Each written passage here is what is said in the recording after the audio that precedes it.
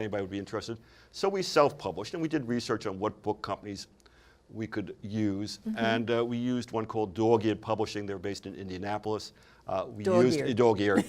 We used them because they had a good reputation on Google, and the fact that we figured this is a book about dogs, let's use Dog-Ear.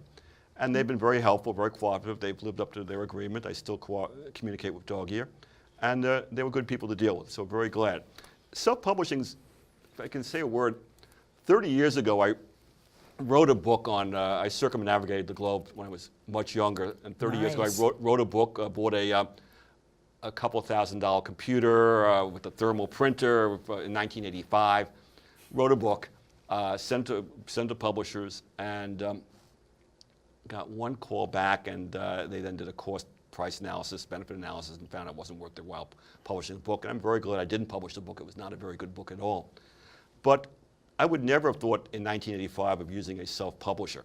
At that point, there was a stigma, there was a horrible feeling attached. When you thought it was self-publishing, you thought Press. Vanity Press, and there was a press called, I think, Vintage or Vantage Press. They were based in Manhattan, and they'd have this long column of books, and it had a lot of people would laugh at them and laugh at the people who wrote them. There was a stigma for self-publishing 30 years ago, and today there isn't. Practically everybody in our group in LIAC, I think, has self-published. Yes. And that's why I self-published. I was right on the cusp of when the whole thing changed. And there's so much support and so many options for you, because the problem with publishing is really not the publishing, in my estimation. It's the marketing of the book. You can have the best publisher in the world publish your book, but if they don't do any marketing for you, no one knows your book is there.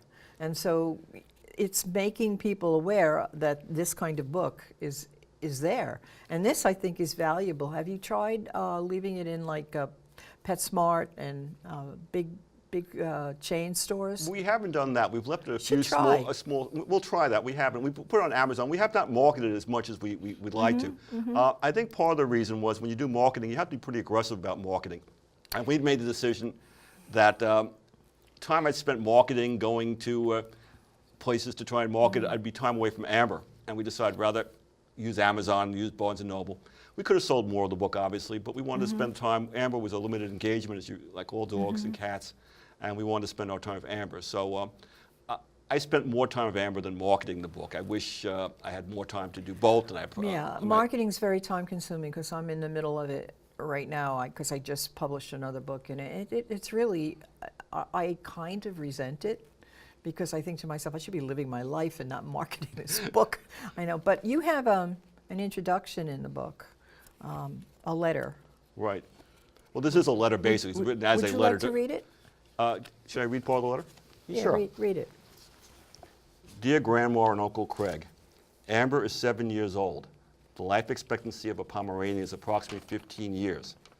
Therefore, if the life expectancy tables are correct with regard to Amber and us, we will survive Amber. However, as you know, strange things can happen in life.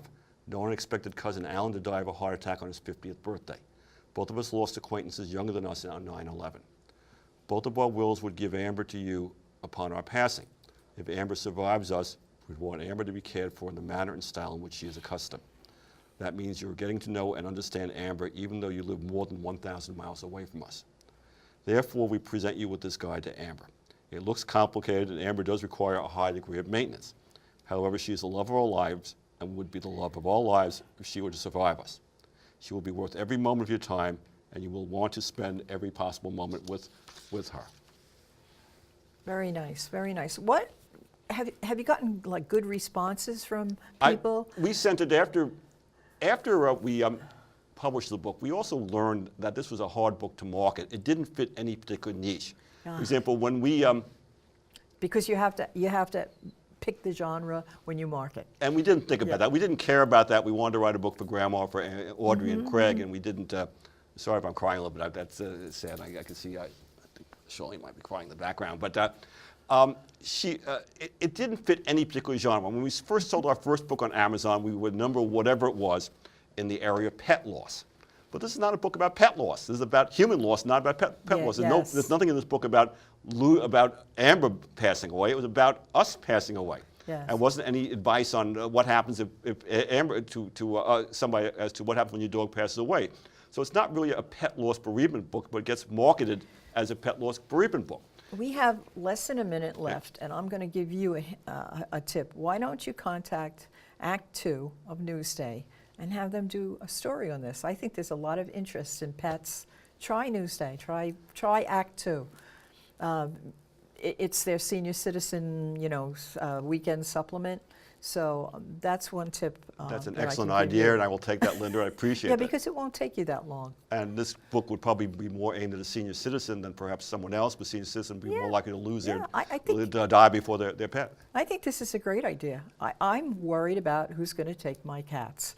And on that note, I think that we will say adieu to Bentley. Is Bentley still here? He is. He is. He behaved very nicely. Yes, he was. And thank you so much for coming on. Thank you, Linda. This was lovely. Thank you, Linda. Because I love pets. Great.